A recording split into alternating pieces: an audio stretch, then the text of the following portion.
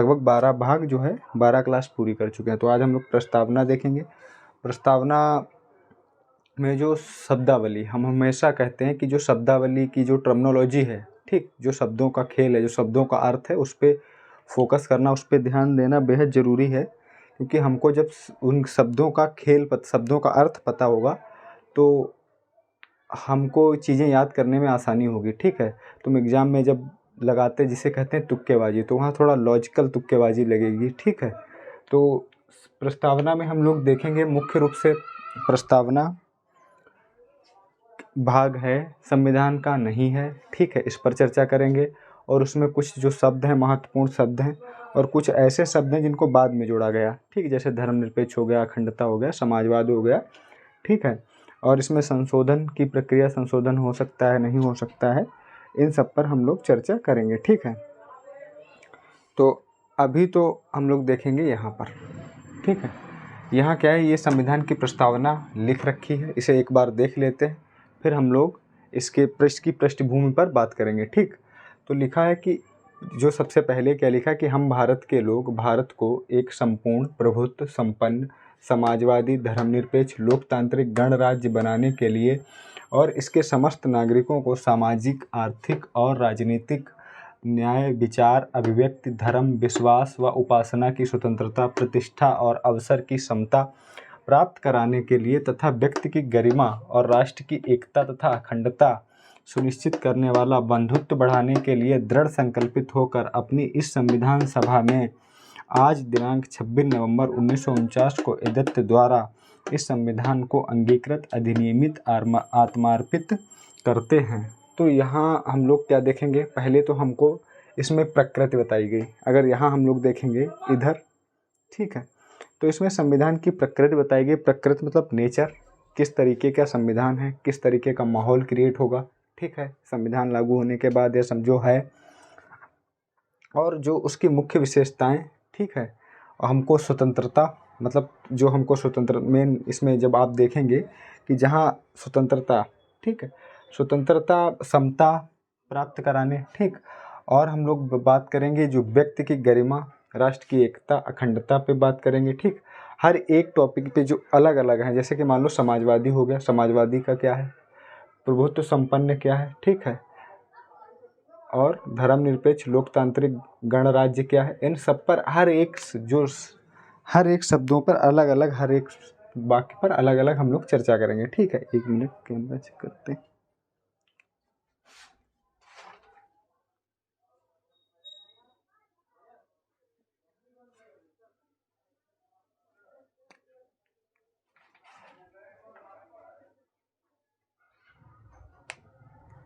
ठीक, तो सबसे पहले हम लोग देखेंगे इसकी एक मिनट। तो सबसे पहले हम लोग देखेंगे इसकी पृष्ठभूमि को। ठीक है, अगर प्रस्तावना की बात करेंगे हम लोग संविधान में, तो प्रस्तावना को सबसे पहले अगर कोई देश लागू करने वाला है या कोई देश अपने संविधान में इसे जोड़ने वाला है तो वो अमेरिका है। ठीक है, अमेरिका के बाद विश्व के विभिन्न अलग अलग देशों ने इसको प्रस्तावना को अपने संविधान में शामिल किया। ठीक, तो सबसे पहले हम क्या देखेंगे, अगर वैश्विक लेवल यानी पृष्ठभूमि में देखेंगे कि इस प्रस्तावना को देखो, ये इधर हमारी प्रस्तावना लिखी रहेगी और इधर जो है इससे इम्पोर्टेंट फैक्टों पे हम लोग चर्चा करेंगे, लिखते जाएंगे। ठीक है, तो यहाँ आप लोग डाल लीजिए कि प्रस्तावना को सबसे पहले संविधान में, ठीक, जोड़ने वाला या डालने वाला देश कौन सा है, अमेरिका। ठीक, तो लिखो प्रस्तावना, ठीक, प्रस्तावना को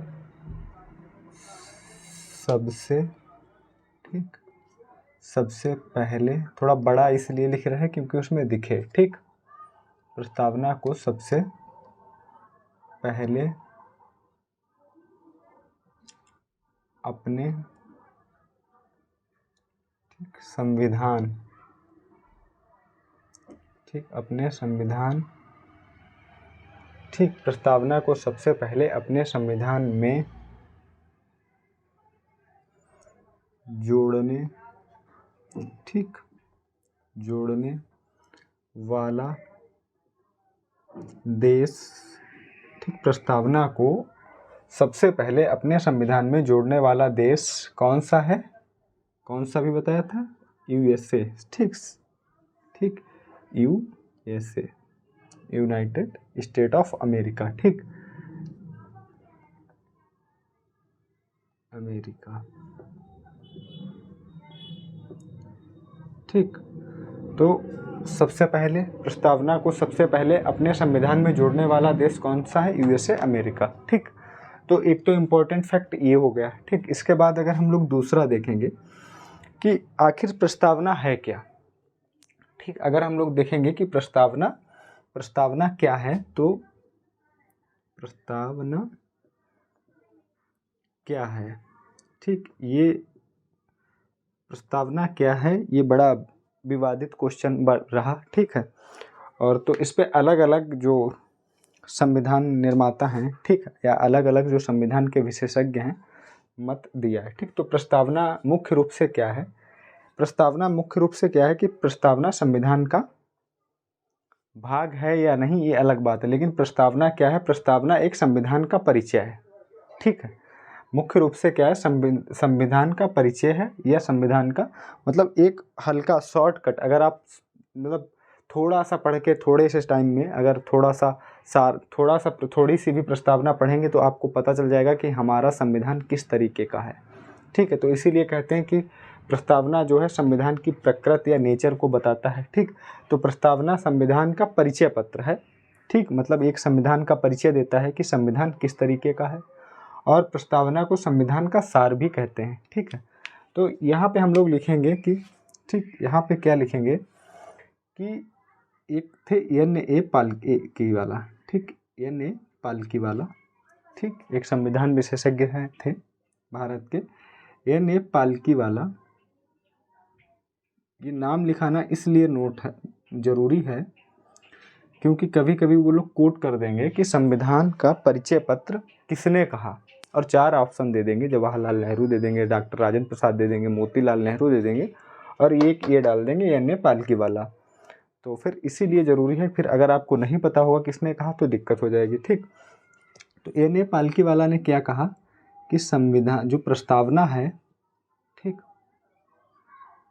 प्रस्तावना, ठीक, N.A. पाल्की वाला ने कहा प्रस्तावना संविधान, ठीक, संविधान का परिचय पत्र है। ठीक, परिचय पत्र है, प्रस्तावना संविधान का परिचय पत्र है। ठीक, और क्या कहा कि प्रस्तावना जो है संविधान का सार है। ये भी लिख सकते हो कि प्रस्तावना संविधान का सार है, मतलब अगर आपको जानना है कि किसी भी देश का, ठीक है, वो किसी भी विश्व के किसी भी देश का अगर संविधान जानना है, तो आपको अगर पूरी तरीके से संविधान को समझना है कि संविधान में क्या क्या है, किस तरीके की उसकी जो मेन चीज़ है, उसका नेचर, किस तरीके से वो बिहेव करता है, ठीक, उसकी व्यवहारिकता क्या है, तो अगर ये जानना है तो आपको ज़रूरी है कि एक ओरली पूरा संविधान पढ़ना पड़ेगा। ठीक है, तब आपको पता चलेगा। उसके लिए आपको बहुत सारा टाइम की ज़रूरत है। ठीक, समय बहुत सारा देना पड़ेगा।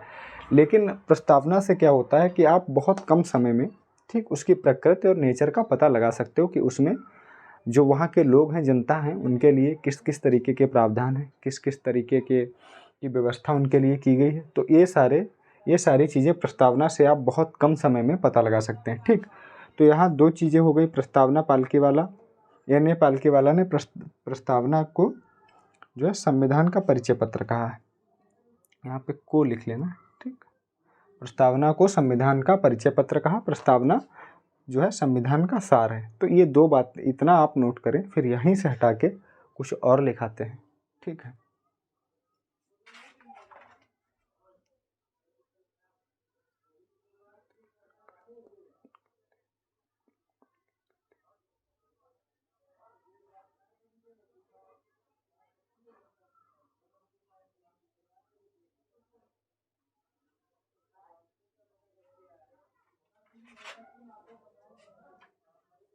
ठीक, हटाते हैं। ठीक, तो 3 पॉइंट क्लियर हो गए यहाँ पे। अब देखो, संविधान प्रस्तावना, भारत की इस प्रस्तावना कहाँ से आई, कहाँ से ली गई, इसके स्रोत क्या है। ठीक है, अगर हम इस पे देखेंगे तो सीधे सीधे हम लोग लिखेंगे कि पंडित नेहरू के बारे में। ठीक है, पंडित नेहरू ने एक उद्देश्य प्रस्ताव पेश किया था। ठीक, पंडित नेहरू लिख लो, पंडित नेहरू द्वारा, ठीक, जवाहरलाल नेहरू द्वारा उद्देश्य प्रस्ताव को पेश किया गया और संविधान सभा द्वारा जो अपनाया गया। ठीक, जवाहरलाल नेहरू द्वारा पेश किया गया और संविधान सभा द्वारा अपनाया गया। उसके बाद उसी को या उसी पे आधारित एक प्रस्तावना या उसी को प्रस्तावना कहा गया। ठीक है, तो ये आप लोग लिख लेना कि प्रस्तावना का जो स्रोत है वो कहाँ से है। क्या बताया हमने कि पंडित जवाहरलाल नेहरू द्वारा उद्देश्य प्रस्ताव को पेश किया गया और संविधान सभा द्वारा अपनाया गया। ठीक है, उसी को प्रस्तावना कहा कहते हैं, संविधान की प्रस्तावना कहते हैं। ठीक है, तो इसके बाद हम लोग देखेंगे, इतना आप नोट कर लेना जो बोला है। और उसके बाद देखेंगे इसमें, जैसे कि मान लो जो संविधान प्रस्तावना है, ठीक, तो प्रस्तावना में संशोधन, ठीक, प्रस्तावना में 1976, ठीक, में, ठीक, 42वां संविधान संशोधन, ठीक, हुआ। आई होप कि यहाँ तक आपको दिख रहा होगा। हुआ क्या लिखा मैंने, प्रस्तावना में 1976 में 42वां संविधान संशोधन हुआ। ठीक, अगर ये क्वेश्चन बना था यूपीएसआई में, ठीक, जो 21 तारीख की फर्स्ट शिफ्ट थी, 21 नवंबर की जो फर्स्ट शिफ्ट थी, उसमें क्वेश्चन बना था कि इस समय भारत का प्रधानमंत्री कौन था। तो यहाँ आप लोग लिख लेंगे, ठीक, यहाँ आप लोग क्या लिखेंगे, यहाँ आप लोग लिख लेंगे, ठीक, इंदिरा गांधी। ठीक, यहाँ क्या लिखेंगे आप लोग, इंदिरा गांधी। ठीक, कौन था, श्रीमती इंदिरा गांधी। ठीक, प्रस्तावना में 76 में संविधान संशोधन, प्रस्तावना में 1976 में 42वां संविधान संशोधन हुआ। उस समय जो पीएम कौन था, ठीक, पीएम तो श्रीमती इंदिरा गांधी। ठीक, कौन था, श्रीमती इंदिरा गांधी। ठीक, तो इसमें इसे मिनी कॉन्स्टिट्यूशन भी कहते हैं। ठीक, इस संविधान संशोधन को लघु संविधान भी कहते हैं, क्योंकि इसमें बहुत ज़्यादा व्यापक तरीके से संविधान में परिवर्तन किए गए। ठीक, तो जब इसे पढ़ेंगे तो इस पर विस्तार से चर्चा करेंगे। इसे इतने समझो, इसमें क्या हुआ, इस संशोधन में, प्रस्तावना में संशोधन किया गया और उसमें 3 नए वर्ड जोड़े गए। ठीक, 3 नए वर्ड जोड़े गए जो प्रस्तावना में नहीं थे। एक कौन था, यहाँ देखेंगे, देखो, एक तो हो गया समाजवाद जोड़ा गया, ठीक, समाजवादी। दूसरा धर्मनिरपेक्ष, और एक शब्द जोड़ा गया, ठीक, और एक शब्द जोड़ा गया अखंडता। ठीक, अगर चाहें, अगर आपको मतलब कि थोड़ा स्मार्ट तरीके से पढ़ना है तो आपको कुछ नहीं करना, आपको सीधे या तो यहाँ पे 1976 लिख दो, और अगर 1976 नहीं लिखना तो हर एक जगह पे क्या लिख दो, कुछ नहीं, कम जगह हो 42 लिख दो, 42 पर बस। तो इससे क्या होगा, अगर आप जहाँ प्रस्तावना आपकी लिखी होगी, जिसे आप पढ़ते होंगे, देखते होंगे, तो आपके 3 वर्डों पे नज़र पहुँचेगी जो हाईलाइटेड होंगे, और उस पर आपको पता चल जाएगा कि 42वां संविधान संशोधन। और किसी एक वर्ड पे अगर आपने 1976 लिख रखा है कहीं भी, यहाँ, तो आपको पूरा जो है सार समझ में आ जाएगा, मतलब एक बहुत शार्ट टर्म, ठीक, तरीके से। ठीक है, तो यहाँ हम लोग क्या देखेंगे कि उसमें 3 वर्ड जोड़े गए। ठीक, क्या हुआ, संशोधन हुआ, और किसे किसे जोड़ा गया, समाजवाद, ठीक, धर्मनिरपेक्ष,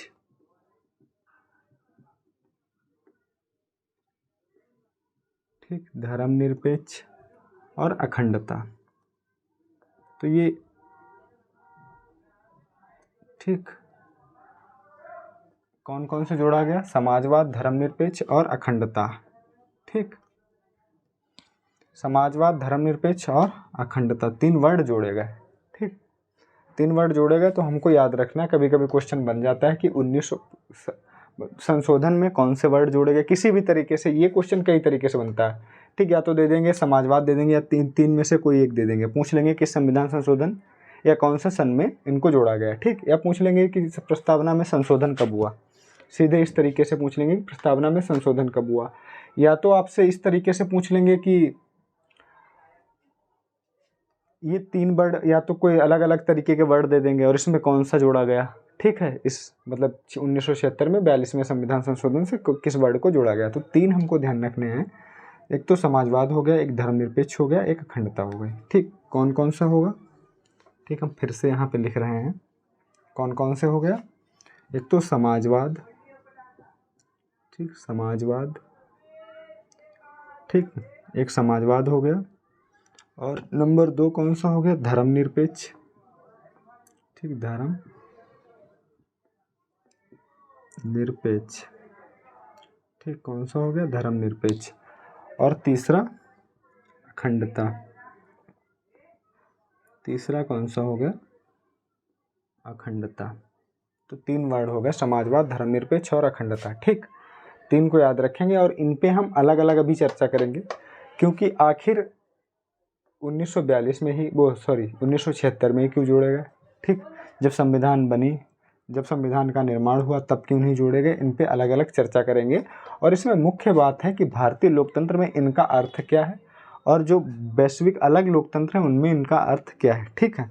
तो इस पर चर्चा हम लोग करेंगे, लेकिन इससे पहले यहाँ इतना लिख के आपको हट जाना है और हमको थोड़ा सा क्या करना है, यहाँ से हटा देना है, थोड़ा एक अलग टॉपिक पे चर्चा करना है। इसके 4 तत्व हैं, उन पे हम लोग चर्चा कर लें, क्योंकि वो छोटा सा है, उसे ख़त्म करके फिर इन पे विस्तार से, क्योंकि यहाँ ये 3 वर्ड पे, 3 शब्दों पे चर्चा करने के बाद अलग अलग लोकतंत्र है, गणराज्य है और ये जो भी हैं, समता है, इन पर सब पर चर्चा करेंगे, ठीक है। तो आप इतना स्क्रीनशॉट लें, नोट डाउन करें, फिर हम लोग आगे बढ़ते हैं, ठीक है।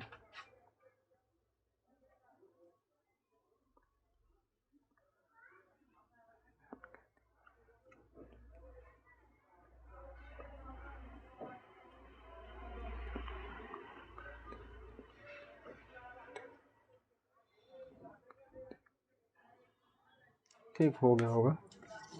तो यहाँ पे देखिए आप लोग 3 पॉइंट 4 पॉइंट पहले क्या लिखेंगे, पहले यहाँ लिखेंगे, ठीक। पहले यहाँ क्या लिखेंगे कि संविधान की प्रस्तावना के, हम यहाँ केवल प्रस्तावना लिखेंगे, आप लोग लिखो संविधान की प्रस्तावना के, ठीक, प्रस्तावना के 4, ठीक, 4 मूल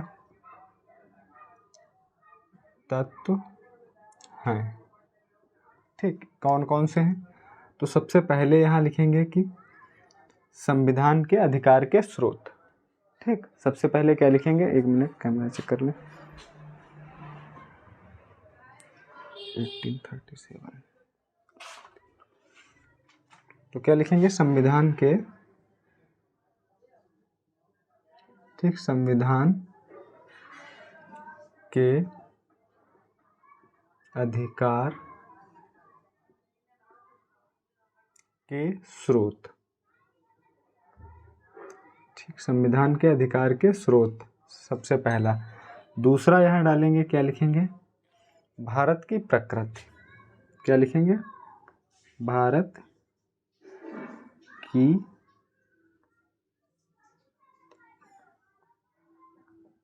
ठीक, भारत की प्रकृति। और तीसरा और चौथा उनको बाद में उनके लिख लेंगे कि संविधान का उद्देश्य, यहाँ लिख लो संविधान का उद्देश्य, ठीक, संविधान का उद्देश्य क्या है। और चौथा क्या है, संविधान के लागू होने की तिथि। बस ये 4 जो तत्व है, ये 4 तत्व हैं, ये महत्वपूर्ण हैं।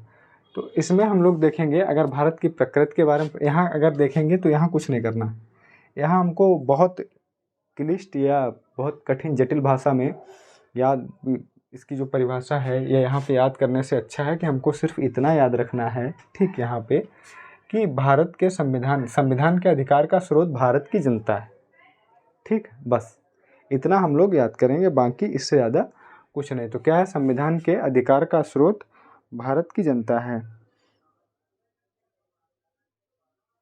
ठीक है।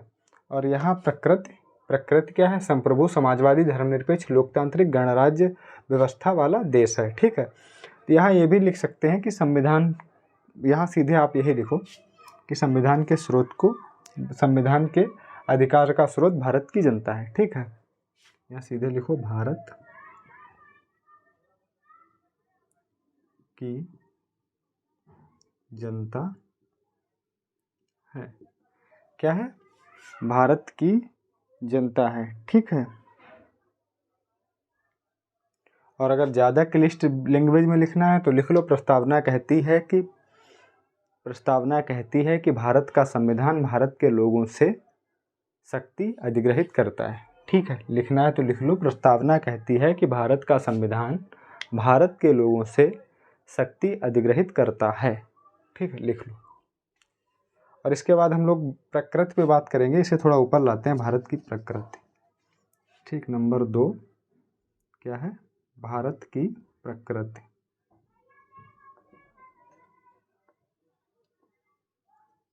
क्या है, भारत की प्रकृति।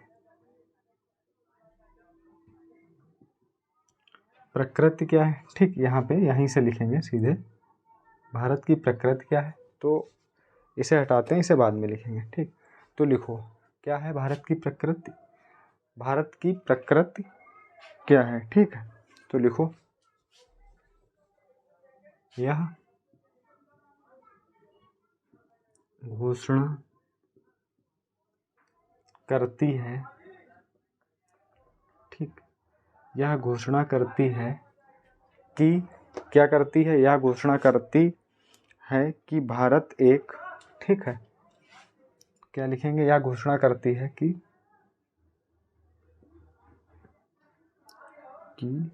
भारत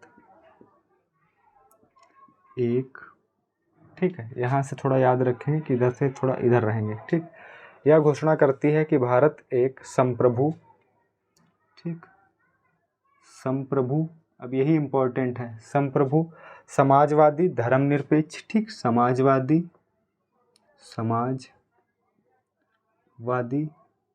ठीक, धर्मनिरपेक्ष,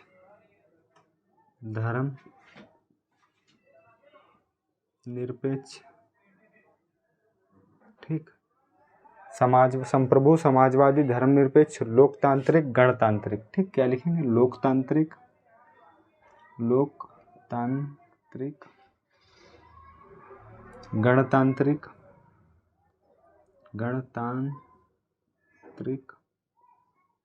ठीक, गणतांत्रिक, लोकतांत्रिक, गणतांत्रिक राज्य व्यवस्था वाला देश है। ठीक है, राज्य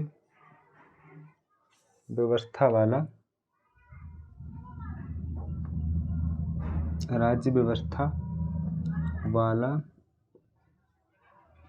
देश है। ठीक, देखो ऊपर अगर यहाँ हेडिंग देखेंगे तो यहीं से आप सबको पता चल जाएगा कि भारत की प्रकृति क्या है। तो प्रकृति में हमको ये 4 वर्ड 5 वर्ड याद रखने। ठीक, एक तो संप्रभु है, समाजवादी, धर्मनिरपेक्ष है, लोकतांत्रिक है, गणतांत्रिक है। ठीक, तो यहाँ कोई अगर क्लिष्ट भाषा से थोड़ा अलग हटेंगे, जटिल लैंग्वेज से, ठीक, टफ लैंग्वेज से, तो हमको सिर्फ संप्रभु, समाजवादी, धर्मनिरपेक्ष, लोकतांत्रिक और गणतांत्रिक राज्य व्यवस्था वाला देश है। ठीक, जो आपको यही प्रकृति, मैंने कहा था कि 4 तत्व हो गए। ठीक, एक तो क्या होगा कि ये शक्ति कहाँ से अधिग्रहित करती है, ठीक, वो भी आपको इसी में मिल जाएगा। ठीक है, शक्ति कहाँ से अधिग्रहित करती है, और भारत की प्रकृति अगर आप पूरा पढ़ेंगे ना, कहीं पे भी देख लेंगे तो उसमें प्रकृति की ही बात की गई है। ठीक है, और दूसरा क्या हो गया कि अब हम लोग चर्चा करेंगे किस पे, इसके लागू होने की तिथि पे और इसके उद्देश्य क्या है। ठीक है, मतलब उद्देश्य, ये इतना स्क्रीनशॉट लो, फिर हम लोग इसके उद्देश्य देखेंगे, उद्देश्य क्या है। स्क्रीनशॉट लें, नोट डाउन करें, जो करना है करें। ठीक है,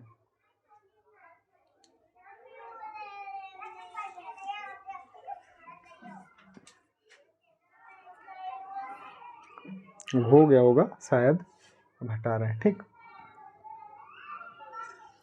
अब हम लोग उद्देश्य देखेंगे, क्योंकि वो भी थोड़ा सा इसी की तरह लिखना पड़ेगा। ठीक, अगर देखेंगे, क्या देखेंगे, संविधान के उद्देश्य, क्या हमको देखना है, संविधान के उद्देश्य। ठीक, हेडिंग डाल लो, तीसरा है संविधान के उद्देश्य। ठीक, तो देखो संविधान के उद्देश्य क्या है। ठीक, तो यही लिख सकते हो कि इसके अनुसार, ठीक, यानी प्रस्तावना के अनुसार, ठीक, इसके अनुसार लिखो यहाँ, इसके अनुसार, ठीक, इसके अनुसार क्या है, न्याय, ठीक, न्याय, स्वतंत्रता, ठीक, न्याय क्या होगा, इसके अनुसार न्याय, स्वतंत्रता, समता, समता, बंधुता, ठीक, बंधुत्व, ठीक, क्या हो गया, इसके अनुसार क्या हो गया, न्याय, स्वतंत्रता, समता, ठीक, व बंधुत्व, ठीक, व बंधुत्व, और क्या हो गया, बस यही जो है, ये आपको 3-4 बातें यहाँ याद रखनी कि इसके उद्देश्य क्या, न्याय है, स्वतंत्रता है, समता व बंधुत्व इसके उद्देश्य हैं। ठीक, क्या यहाँ लिखना है आगे, इसके उद्देश्य हैं, उद्देश्य है, बस बाकी कुछ नहीं। क्या हो गया, संविधान के उद्देश्य क्या है, इसके अनुसार, मतलब इसके मतलब यहाँ प्रस्तावना है। ठीक, इसके मतलब यहाँ पे क्या है, प्रस्तावना के अनुसार न्याय, स्वतंत्रता, समता, बंधुत्व इसके उद्देश्य हैं। ठीक, क्या हो गया, न्याय, स्वतंत्रता, समता, बंधुत्व। अब यहाँ अभी हमने पीछे क्या दिखाया था, प्रकृति में आपको क्या बताया था, समाजवादी, धर्मनिरपेक्ष, लोकतांत्रिक, गणराज्य। ठीक, 5 वर्ड आपको बताए थे, कौन कौन से बताए थे, समाजवादी, धर्मनिरपेक्ष, लोकतांत्रिक और गणराज्य व्यवस्था वाला देश है। एक आपको संप्रभु बताया था। ठीक, यहाँ जो ऊपर यहाँ पे आप लोग संप्रभु लिख सकते हो। ठीक है, जो लिखा है संपूर्ण प्रभुत्व संपन्न, इसे संप्रभु भी यहाँ लिख सकते। ठीक, तो एक आपको बताया था संप्रभु। ठीक, कौन सा बताया था, संप्रभु बताया था।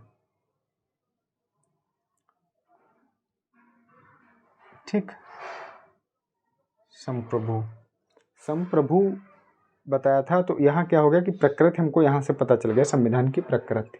ठीक, इसके उद्देश्य कहाँ दे, न्याय, स्वतंत्रता, समता कहाँ दिया, तो ये इसके समस्त नागरिकों को सामाजिक, आर्थिक, राजनीतिक न्याय, विचार, अभिव्यक्ति, ये इसके उद्देश्य हैं, जो यहाँ पे थोड़ा मतलब कि थोड़ा शॉर्ट में लिखा गया है। ठीक है, तो और यही अखंड, और आगे क्या हमको एक चौथा क्या रह गया था, चौथा रह गया था दिनांक, मतलब 4 जो मूल तत्व हैं उसमें संविधान के अधिकार हो गया। ठीक, और उसमें क्या था, भारत की प्रकृति मतलब नेचर, आदत कैसा है, फिर संविधान के उद्देश्य हो गए और संविधान लागू होने की तिथि। ठीक, तो संविधान लागू होने की, ठीक, संविधान लागू होने की तिथि, ठीक, तिथि या संविधान लागू होने के का दिनांक लिख लो। ठीक, कौन क्या था, 26 नवंबर। ठीक,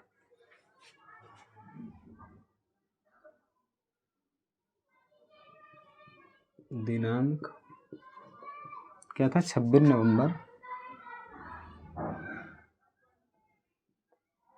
1949। ठीक, संविधान लागू होने का दिनांक क्या था, 26 नवंबर 1949। चारों तत्व हैं आपके लिख दिए गए हैं। ठीक है, चारों तत्व आपके लिख दिए गए हैं, चाहे संविधान लागू होने की तिथि लिख लो, चाहे दिनांक लिख लो, जो आपको बेहतर लगे। ठीक, तो स्क्रीनशॉट लें, नोट डाउन करें, फिर हम लोग आगे बढ़ेंगे। अब इनके जो शब्द हैं उन पर चर्चा करेंगे। तब तक कैमरा चेक करते हैं।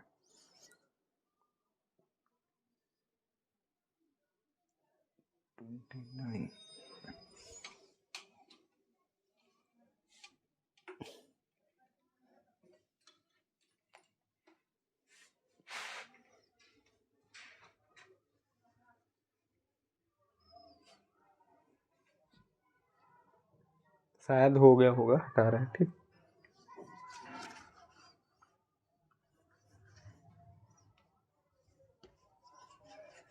देखो अब संविधान में जो वो प्रस्तावना में जो मुख्य शब्द हैं, ठीक, उनके बारे में चर्चा करेंगे कि उनका मतलब क्या है।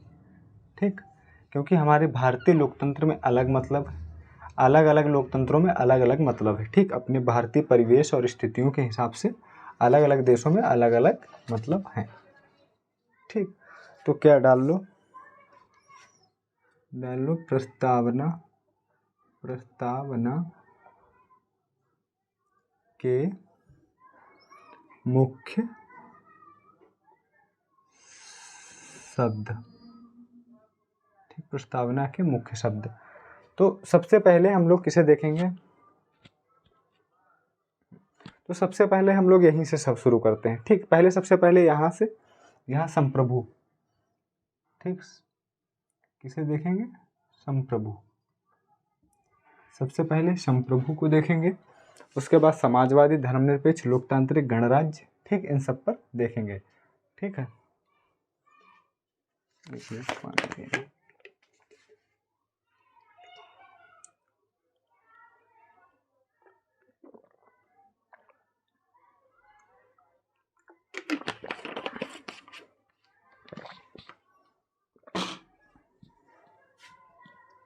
तो डालो संप्रभु। सबसे पहले डालो संप्रभुता क्या है। ठीक है,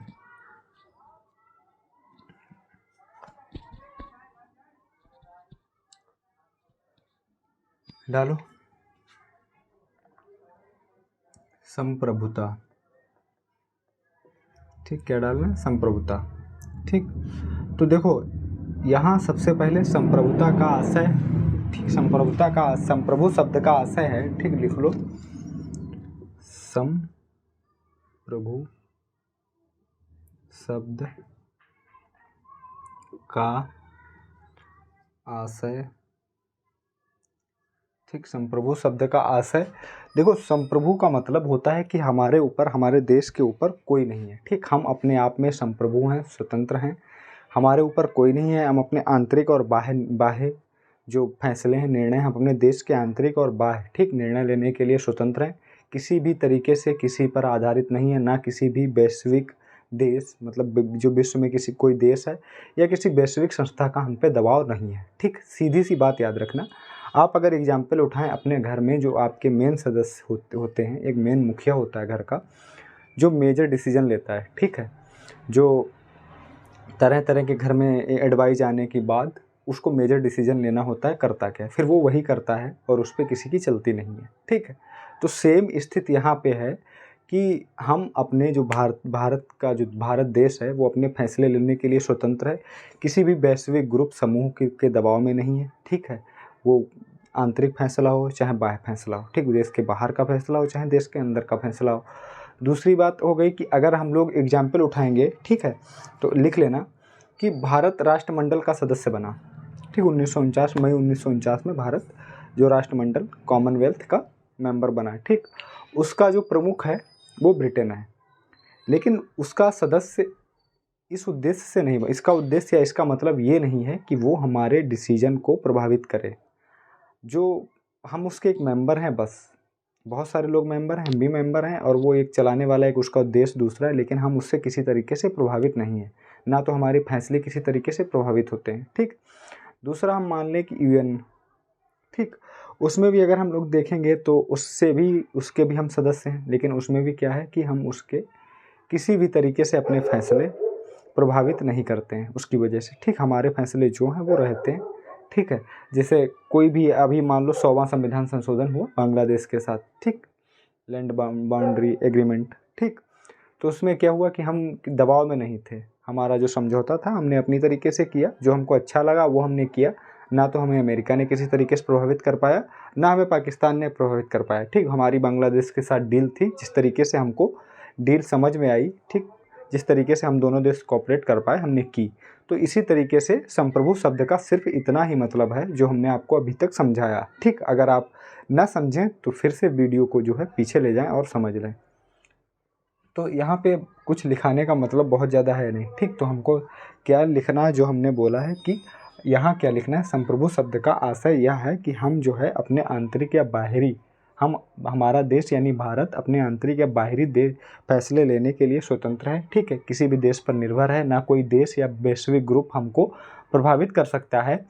और हमको क्या लिखना है यहाँ पर कि हम किसी के डोमिनियन नहीं है, स्टेट्स, ठीक। डोमिनियन स्टेट मतलब ये होता है कि हम मान लो हम एक देश तो हैं, ठीक, लेकिन हमको जब कोई बाहरी काम या करना पड़ता है या कोई बड़ा काम करना पड़ता है तो हमको किसी की राय सलाह लेनी पड़ती है। तो ऐसा कुछ नहीं है, हम अपने स्वतंत्र हैं, हमको किसी की राय सलाह की ज़रूरत नहीं है, ठीक है।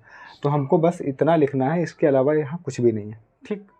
तो यहाँ अगर हम कोई क्लिष्ट लैंग्वेज लिख दें तो वो बेकार है, तो आपको इतना ही लिखना है, ठीक। अब हम लोग चलेंगे, कहाँ चलेंगे, अब हम लोग संप्रभु को यहीं से हटा देंगे, ठीक है। संप्रभु को यहीं, संप्रभुता या संप्रभु शब्द को हम लोग यहीं से हटा देंगे और सीधे समाजवादी शब्द पे चलेंगे, ठीक। सीधे कहाँ चलेंगे, समाजवाद पे, ठीक।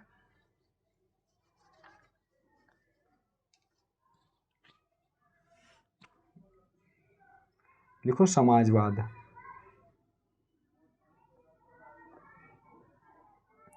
क्या लिखना है, समाजवाद।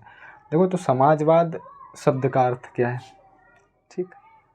समाजवाद, देखो समाजवाद जब भारत आज़ाद हुआ, ठीक है, तो भारत समाजवादी जो व्यवस्था थी या जो समाजवाद व्यवस्था है उसका जोर समर्थक था, ठीक है, उसका समर्थन करता था। लेकिन कुछ ऐसा इसमें था जो हमारे देश में लागू नहीं हो सकता था, क्योंकि जब हम आज़ाद हुए तो हमारे देश की आर्थिक स्थिति और सामाजिक स्थिति बहुत दयनीय थी, ठीक है। सामाजिक की जगह आर्थिक स्थिति ज़्यादा दयनीय थी।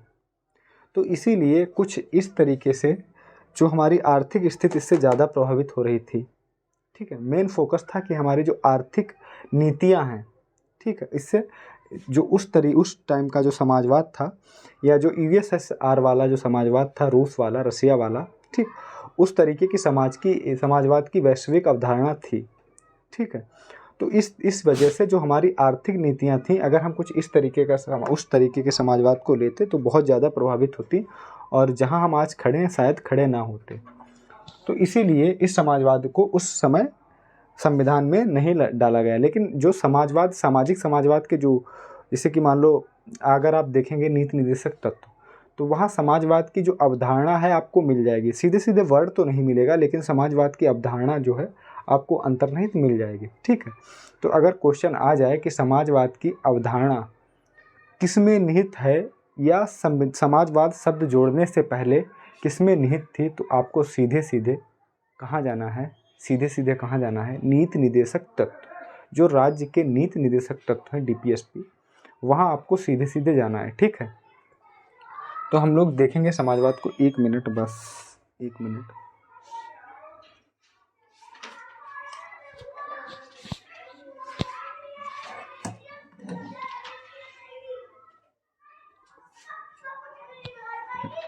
तो हम लोग क्या देखेंगे कि पहले तो यहाँ हम लोग डालेंगे सबसे पहले कि लिखो, सबसे पहले क्या लिखो कि इसको,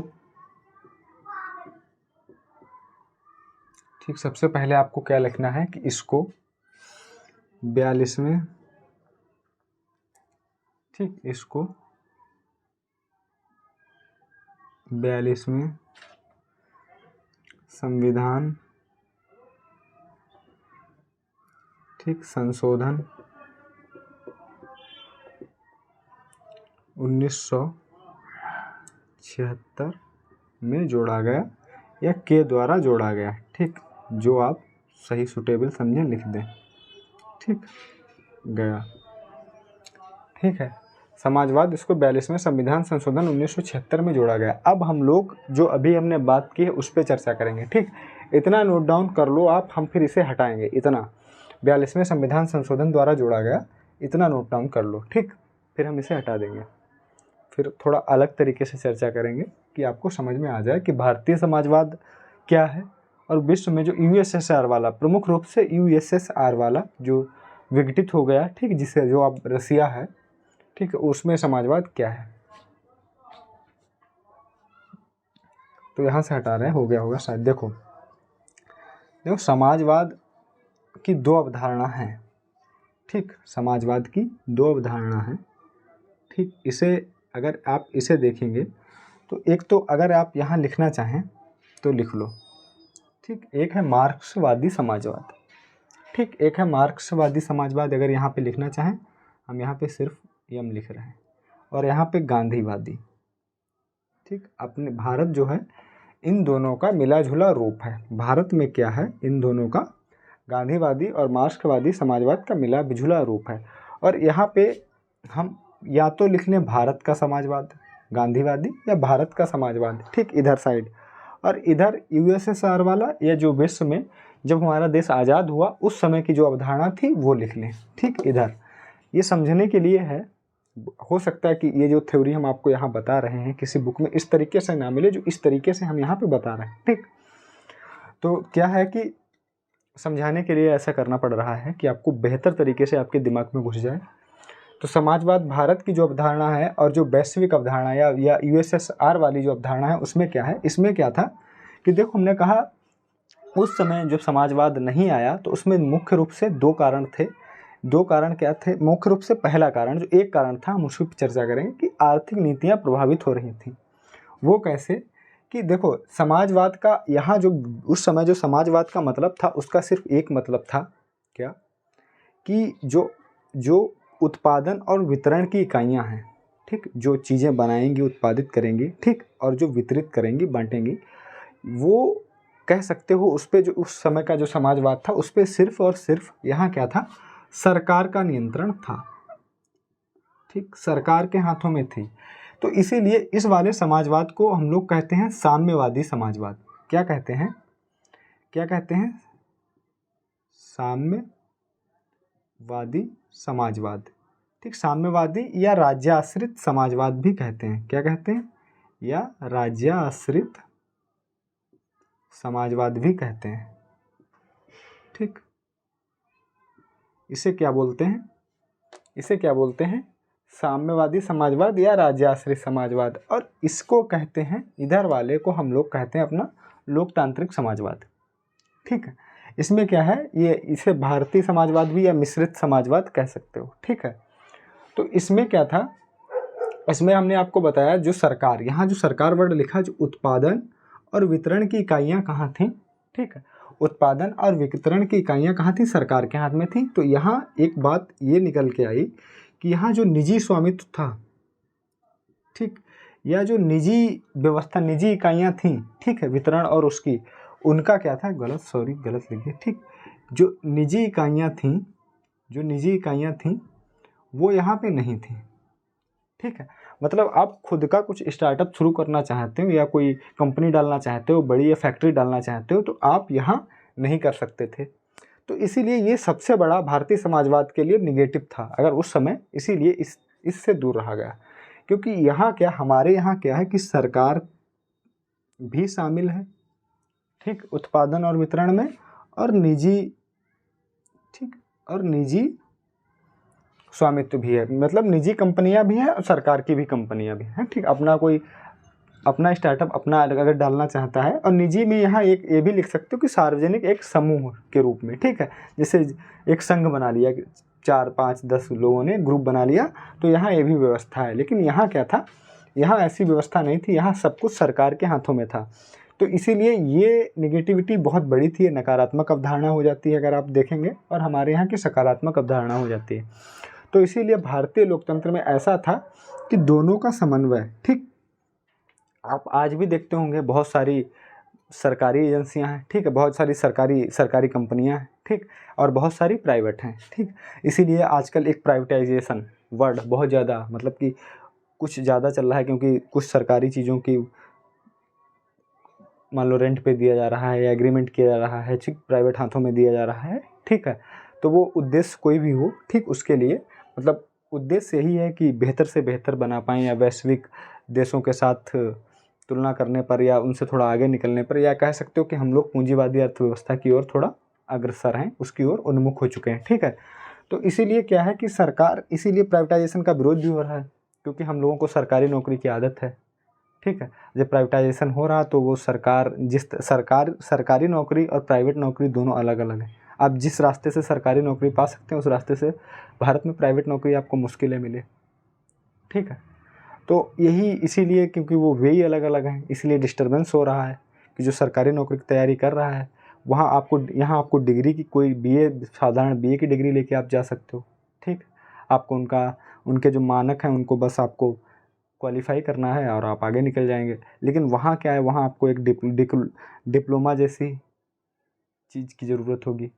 ठीक है, तो इसीलिए क्या है कि हम लोग कहाँ है कि इस समाजवाद से दूर चले गए। ठीक, तो बस इससे ज़्यादा आपको कुछ नहीं समझना है, इतने समझना है कि हमने इस वाले समाजवाद को क्यों नहीं अपनाया और उस समय इस वाले समाजवाद को, और हमको ज़रूरत थी इस वाले समाजवाद को। जब हमको लगा कि हम इस तरीके के समाजवाद को बना सकते हैं तो हमने किया। ठीक, और हमारे यहाँ गांधीवादी और प्लस मार्क्सवादी समाजवाद का मिला जुला रूप है और हम लोग गांधीवादी समाज की तरफ ज़्यादा उन्मुख हैं। ठीक है, और यहाँ क्या है, एक तो सरकारी हाथों में सब कुछ है। ठीक है, निजी कुछ नहीं है। और इसे क्या कहते हैं, इसे साम्यवादी या राज्य आश्रित समाजवाद भी कहते हैं। ठीक है, तो आप स्क्रीनशॉट ले लें, नोट डाउन कर लें, या तो वीडियो को पीछे से पॉज करके दोबारा देख लें। ठीक है,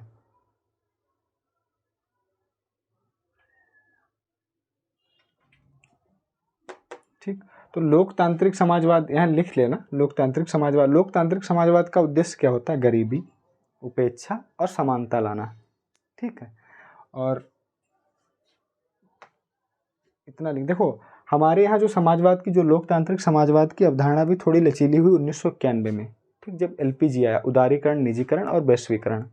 क्या आया, उदारीकरण, निजीकरण और वैश्वीकरण जब हुआ 1991 में, जब नई आर्थिक नीति लागू हुई तो थोड़ा सा ये लचीला और हुआ। ठीक, तो नोट डाउन करें, स्क्रीनशॉट लें, फिर हम लोग आगे धर्मनिरपेक्ष पे बढ़ेंगे।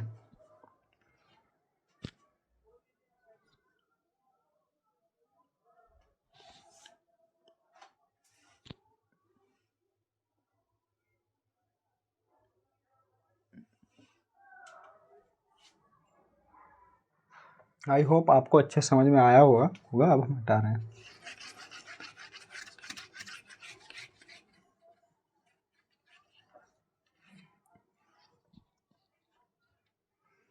देखो अब धर्मनिरपेक्ष ये भी चल रहा।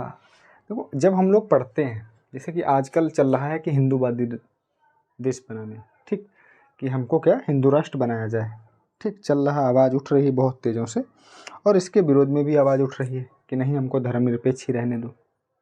ठीक है, अपने अपने फ़ायदे के लिए, जैसे कि मान लो जिसे जहाँ लगता है कि जहाँ हमारा फ़ायदा, सब कोई ऐसा करता है, वो बातें करता है। ठीक है, जैसे कि मान लो हिंदू राष्ट्र बनाया जाए, ठीक है, हिंदू राष्ट्र बनाया जाए, लेकिन कुछ लोगों को लगता नहीं हमारी हिंदू राष्ट्र में उपेक्षा हो जाएगी, तो वो क्या करते हैं कि वो कहते हैं कि नहीं, क्या धर्मनिरपेक्ष राज्य बनाया जाए। तो हम लोग जब जैसे इस तरीके के मुद्दों को हम लोग थोड़ा गंभीरता से देखें, और जो यहाँ जैसे धर्मनिरपेक्ष है तो हमको तुरंत जाके देखना चाहिए कि हिंदू राष्ट्र और धर्मनिरपेक्ष में क्या है। ठीक है, वैसे हिंदू राष्ट्र बनाना कोई गलत बात नहीं, क्योंकि हमारी जो 80% आबादी है वो हिंदू है। तो फिलहाल मैं इस पर ज़्यादा नहीं बोलूँगा। ठीक है, तो समाजवादी, धर्मनिरपेक्ष और लोकतांत्रिक और गणराज्य। तो पहले सबसे पहले आते हैं धर्मनिरपेक्ष। ठीक, धर्मनिरपेक्ष में क्या है, सबसे पहले लिखते हैं धर्मनिरपेक्ष।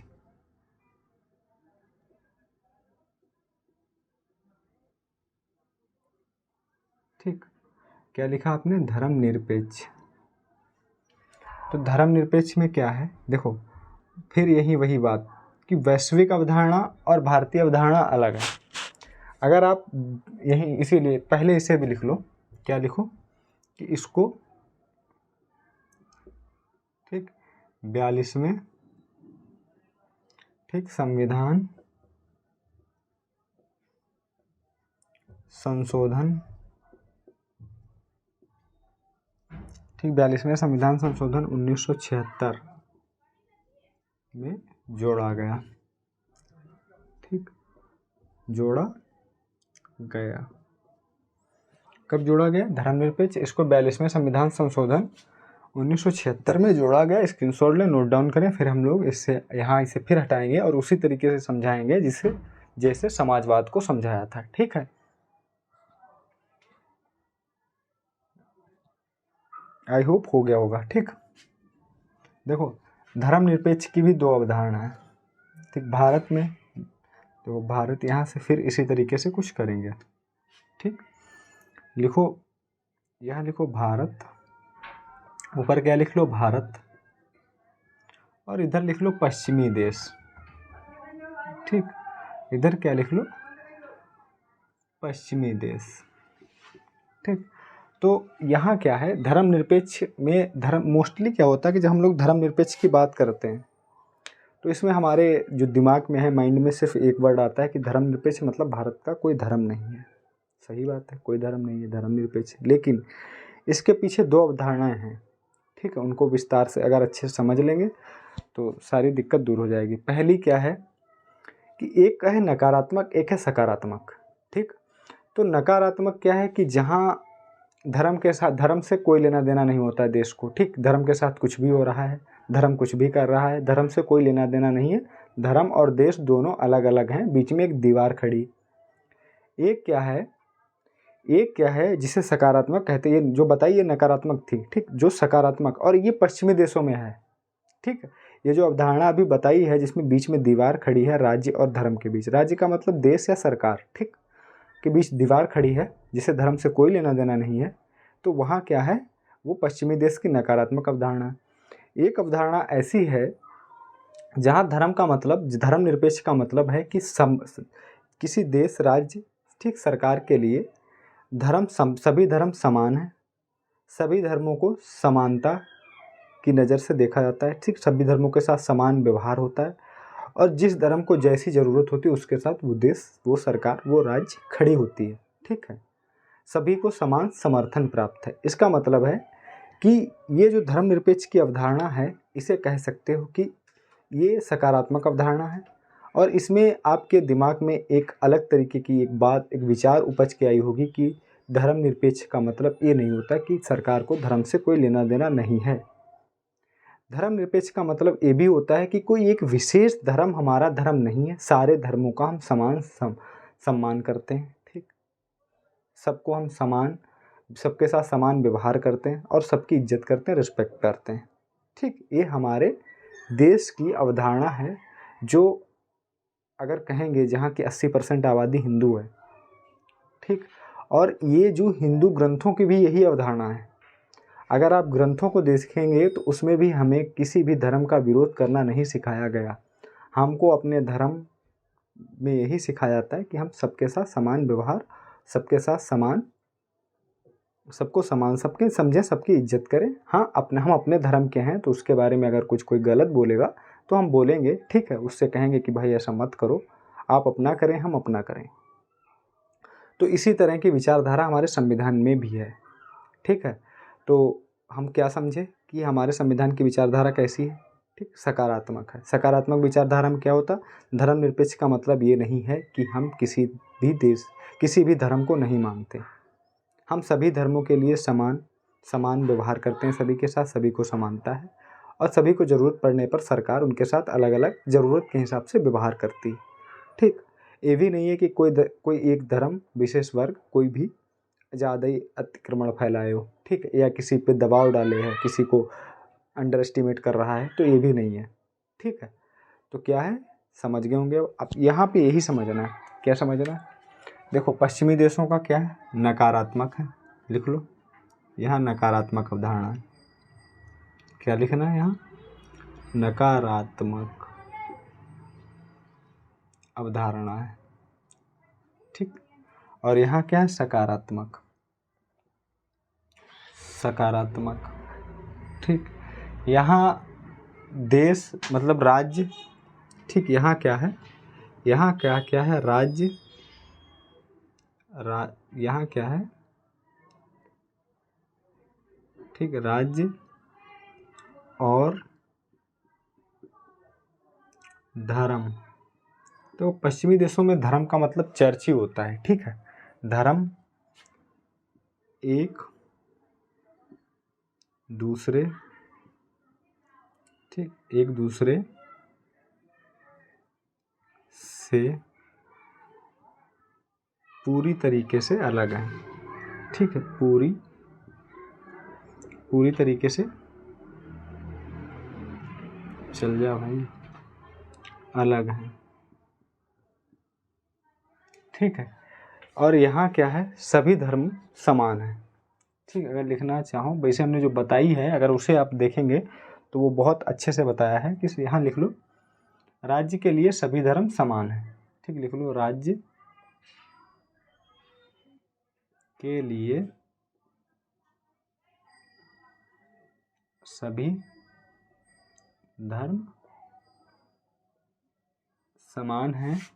ठीक, सभी के साथ समान व्यवहार किया जाएगा। ठीक, राज्य के लिए सभी धर्म समान है और सकारात्मक अवधारणा है। ठीक, देखो इसे थोड़ा और अच्छे से अगर समझाएं तो इतना आप स्क्रीनशॉट लें या नोट डाउन करें, फिर हम लोग थोड़ा आगे या यहाँ समझ लो।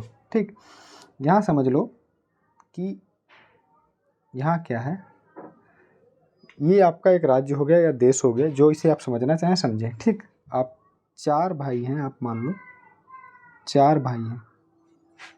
ठीक, सबसे बड़ा हो गया मान लो यहाँ लिख देते हैं हिंदू। ठीक, सबसे बड़ा हिंदू हो गया और इसके बाद अलग अलग जो हैं वो हो गया मुस्लिम मान लो, ईसाई मान लो, सिख मान लो या जो भी हैं। ठीक है, तो आप यहाँ क्या है प्रमुख रूप से मुख्य रूप से हिंदू हो गया। ठीक, अब यहाँ क्या हुआ कि ये हो गया, ये आप यहाँ पे थोड़ी देर के लिए मुस्लिम मान लेते हैं, यहाँ पे क्रिश्चियन मान लेते हैं। ठीक है, और यहाँ पे आपको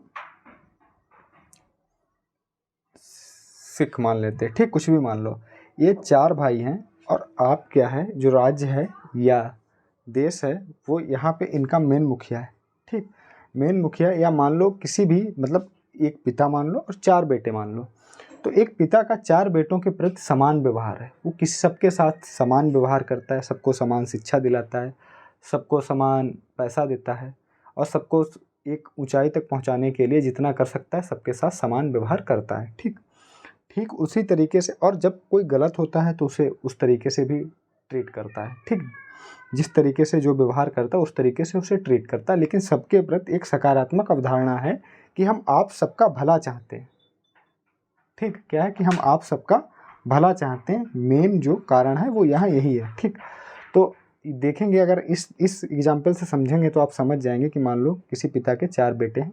ठीक, चारों समान हैं और सबके साथ समान व्यवहार करता है। ठीक, और जब किसी का व्यवहार गंदा कर होता है या गलत होता है तो उसे उस तरीके से ट्रीट करता है। ठीक, और अगर आप देखेंगे थोड़ा सा जाएंगे हिंदू राष्ट्र बनाने पे, तो अगर मान लो कि सबसे बड़ा जो है अगर वो इस तरीके से कुशल है जिसे सहिष्णु कहते हैं, अगर उसमें सहिष्णुता है तो इन तीनों का मुखिया बनाने में उसे कोई दिक्कत नहीं। ठीक, मतलब क्या है, इन तीनों का मुखिया बनाने में कोई दिक्कत नहीं। वैसे जो है व्यवस्था वो भी ठीक है और अगर ये भी होती है तो ये भी अच्छी है। ठीक है, तो आप लोग समझ गए होंगे। अब हम लोग आगे चलेंगे। ठीक, इससे बेहतर शायद ही आप समझ पाएँ। ठीक, तो क्या है सकारात्मक अवधारणा, सभी राज्य के लिए सभी धर्म समान है। इधर पश्चिमी देशों में नकारात्मक अवधारणा, राज्य और धर्म से एक दूसरे से पूरी तरह अलग है, कोई लेना देना नहीं है। ठीक है, टाइम देख लेते हैं।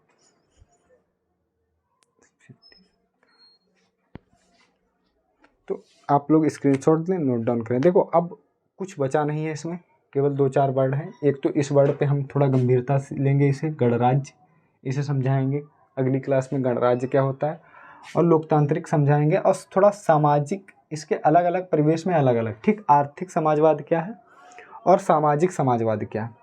ठीक है, इस पे थोड़ा चलेंगे, सामाजिक शब्द पे। ठीक है, तो इस पे देखेंगे और बाकी कुछ ज़्यादा नहीं है। हाँ, इतना ज़रूर है कि आप ये हटा के क्या करें, इतना थोड़ा टाइम कम बचा है तो इतना लिख लें। देखो अगर बेरूवाड़ी संघ देखेंगे, बेरूवाड़ी संघ का मामला 1960 में था, लिख लेना, हम केवल 1960 लिख लें। बेरूवाड़ी संघ का मामला 1960 में कहा गया कि प्रस्तावना संविधान का भाग नहीं है। ठीक है, प्रस्तावना या लिख लो प्रस्तावना। ठीक, संविधान का भाग। ठीक, और इसे यहाँ लाते हैं इस तरीके से। ठीक, तो बेरूवाड़ी संघ 1960 में क्या बोला गया। ठीक, बेरूवाड़ी संघ 1960 में क्या बोला गया, प्रस्तावना संविधान का भाग नहीं है। लेकिन केशवानंद भारती मामले 1973 में क्या बोला गया कि संविधान जो प्रस्तावना है वो संविधान का हिस्सा है। ठीक है। उसके बाद LIC, ठीक, LIC ऑफ इंडिया मामले, ठीक, उसमें क्या बोला गया, उसमें क्या बोला गया 1995 में, उसमें भी बोला गया कि जो प्रस्तावना है संविधान का भाग है। ठीक, हालांकि इस पर फिर से चर्चा कर लेंगे एक बार, कोई बहुत ज़्यादा नहीं, लेकिन हाँ हमको ये इतना याद रखना, केशवानंद भारती की बेरूवाड़ी संघ 1960, केशवानंद भारती मामला 1973, LIC 1995। ठीक, तो केशवानंद भारती और LIC में दोनों में संविधान के जो दोनों के बाद के उनमें संविधान प्रस्तावना को संविधान का हिस्सा माना गया। ठीक, दोनों में प्रस्ताव